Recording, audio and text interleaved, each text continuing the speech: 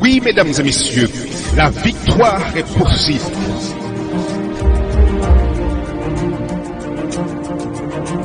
Ne perdez pas espoir.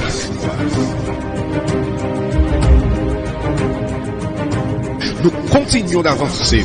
La vie vous met à genoux, mais refusez de rester au sol. Il est vivant. Il est vivant. Il est vivant.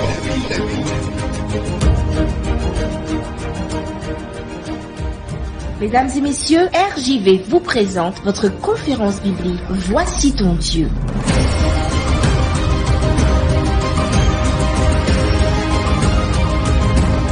Il est vivant. Chers amis, je vous salue fraternellement et chaleureusement en Jésus-Christ. Saviez-vous que Dieu est un Dieu familial? Nous pouvons considérer Dieu comme un Dieu familial. Et c'est de cela que je vais vous parler.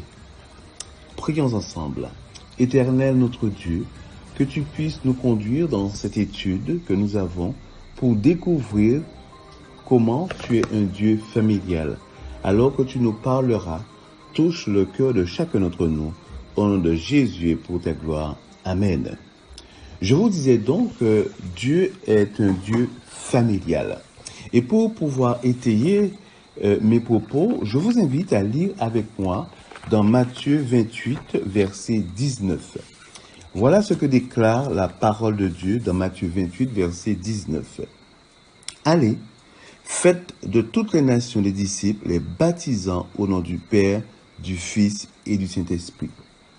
Ici, nous voyons que Dieu se présente. Il y a le Père, le Fils et le Saint-Esprit. Ces trois personnes de la divinité forment un. Mais vous noterez avec moi que Dieu a décidé de se présenter, de se révéler à l'humanité en tant que Père, en tant que Fils et en tant que Saint-Esprit. Il est clair, chers amis, que ce Dieu que nous servons, ce Dieu que nous connaissons et qui se révèle à nous, est un Dieu familial, parce qu'il y a le Père, la personne du Père, il y a aussi la personne du Fils. Donc ce qui veut dire que Dieu est un Dieu de famille. Dieu décide d'une certaine manière de se faire connaître à l'homme par les traits du Père, par les traits du Fils et aussi par le Saint-Esprit. Donc nous pouvons conclure que Dieu est véritablement de façon complète et entière un Dieu basé sur la famille. Un Dieu dont l'existence même reflète la vie de famille. C'est intéressant parce que nous pouvons comprendre ainsi pourquoi Dieu accorde une telle importance à la famille. Et chers amis, comme je vous disais, il se présente en tant que Père et en tant que Fils. Donc il s'agit d'un Dieu de la relation familiale. Un Dieu qui, pour lequel la famille a une importance capitale parce que cela représente complètement et totalement Dieu. Maintenant, je vous invite à lire avec moi un texte qui se trouve dans Jean 3, verset 16. Texte que nous connaissons parce que c'est un texte, je dirais même très célèbre. Dans Jean 3, verset 16, il est dit « Car Dieu a tant aimé le monde qu'il a donné son Fils unique, afin que quiconque croit en lui ne périsse point, mais qu'il ait la vie éternelle. » Chers amis, ici, nous voyons une nouvelle fois que Dieu va offrir à l'humanité son Fils Jésus-Christ. Et il dit pourquoi il l'offre. Il l'offre parce qu'il nous aime. Ce qui veut dire que ce Dieu est un Dieu rempli d'amour. Ce Dieu rempli d'amour fait en sorte qu'il partage une part de sa famille avec l'humanité par l'intermédiaire de son Fils Jésus-Christ. Nous avons vu dans Matthieu 28, verset 19, que dans la formule du baptême, lorsqu'on reçoit le baptême, dans Matthieu 28, verset 19, il nous est dit que nous sommes baptisés au nom du Père et du Fils et du Saint-Esprit. Donc nous sommes baptisés par ce Dieu, au nom de ce Dieu familial, au nom du Père et du Fils. Et ici, dans Jean 3, verset 16, nous voyons que le salut est apporté à l'humanité encore par ce Dieu de famille, ce Dieu familial.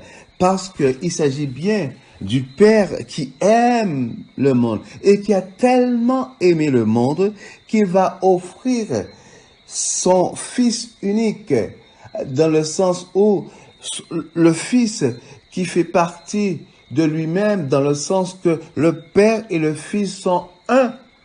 Ainsi, il offre son Fils, il offre une partie de sa famille pour que l'humanité soit sauvée. Donc nous pouvons en conclure, que ce soit par la formule du baptême, par l'énoncé du baptême, parce que nous sommes baptisés au nom du Père, du Fils et du Saint-Esprit, que nous sommes sauvés aussi par le fait que Dieu envoie son Fils pour que nous puissions croire et avoir la vie éternelle. Nous reconnaissons ici que c'est le Dieu familial qui sauve.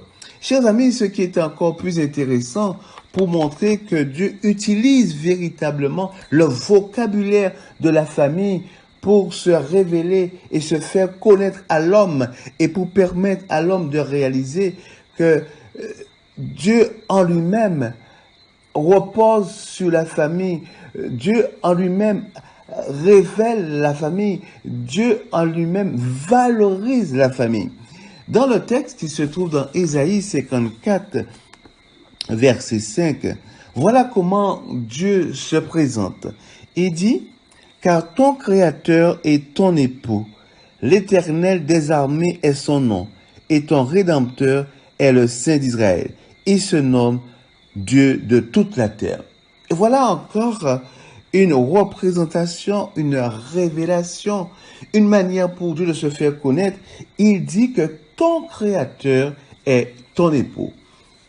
Chers amis, utiliser le terme époux, cela montre très clairement qu'on est dans un contexte familial. Parce que lorsqu'on parle d'époux, on reconnaît quelque part qu'il y a une épouse. Donc, le peuple de Dieu représente pour Dieu son épouse et lui, il est l'époux. Ce qui montre que, une nouvelle fois, que ce Dieu n'hésite pas à prendre certaines figures de la famille telles que l'époux pour se présenter, pour montrer l'attachement qu'il a avec son peuple, pour montrer de quel amour il est uni à son peuple. Dieu n'est pas seulement, et quand je dis seulement, c'est une façon de dire qu'il est notre créateur pleinement, totalement. Nous sommes les créatures de Dieu. Mais il insiste sur le fait que notre créateur, lui qui est notre créateur, il est aussi notre époux. Il veut que nous puissions comprendre que s'il est vrai qu'il y a une relation de créature à créateur de par le fait de la création elle-même, mais il insiste aussi sur la relation qui unit le créateur à sa créature parce qu'il est notre époux. Donc, on peut voir très clairement ici que Dieu est en train de dire qu'il est marié à son peuple, qu'il est marié à ses enfants. Chers amis, vous conviendrez avec moi qu'il s'agit véritablement d'une compréhension que Dieu veut que nous puissions acquérir dans le sens qu'il est notre époux, donc qui fait en d'autres termes partie de la famille humaine. Vous voyez ce que je veux dire? Parce que être notre époux, c'est faire partie de notre famille humaine, dans le sens où Dieu descend à notre niveau pour pouvoir se marier avec nous. Vous noterez avec moi que ce mariage, cette union n'a été possible que par le Fils. Parce que Dieu très clairement, on l'a vu dans Jean 3, verset 16, que Dieu a tellement aimé le monde qu'il a envoyé son Fils unique. Chers amis, je vous invite à accepter du moins ce Dieu familial.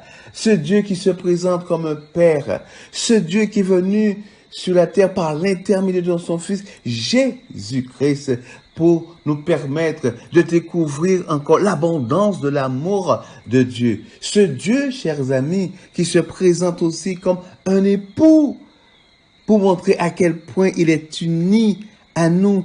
Ce Créateur est notre époux, c'est notre Dieu et nous pouvons lui faire totalement confiance. Priez avec moi afin que nous puissions accepter ce Dieu familial, ce Dieu qui met l'accent sur la famille. Prions ensemble. Éternel notre Dieu, tu viens de te révéler à tes enfants pour nous dire que tu es notre Père, pour nous dire aussi que tu as envoyé ton Fils Jésus-Christ pour nous sauver, pour nous dire aussi que tu es notre époux, que tu es profondément attaché à ton peuple, lié à ton peuple, et tu nous aimes comme un époux.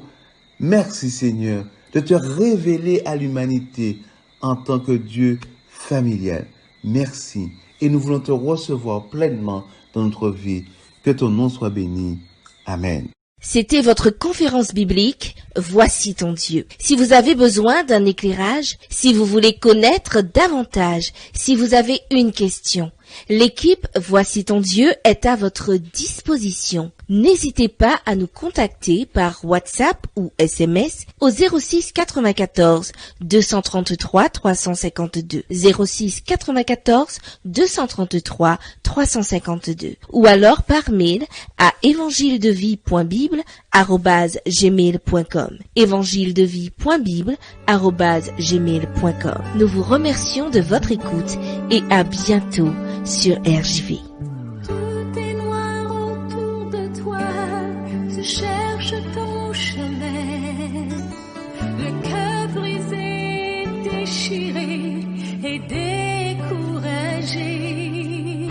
Je sais ce n'est pas facile, je comprends ce que tu vis. Tu te crois abandonné à combattre une armée. Dieu a un plan pour toi. Dieu a un plan. Son amour est pur, son cœur est bon. Et souviens-toi toujours que Dieu a un plan.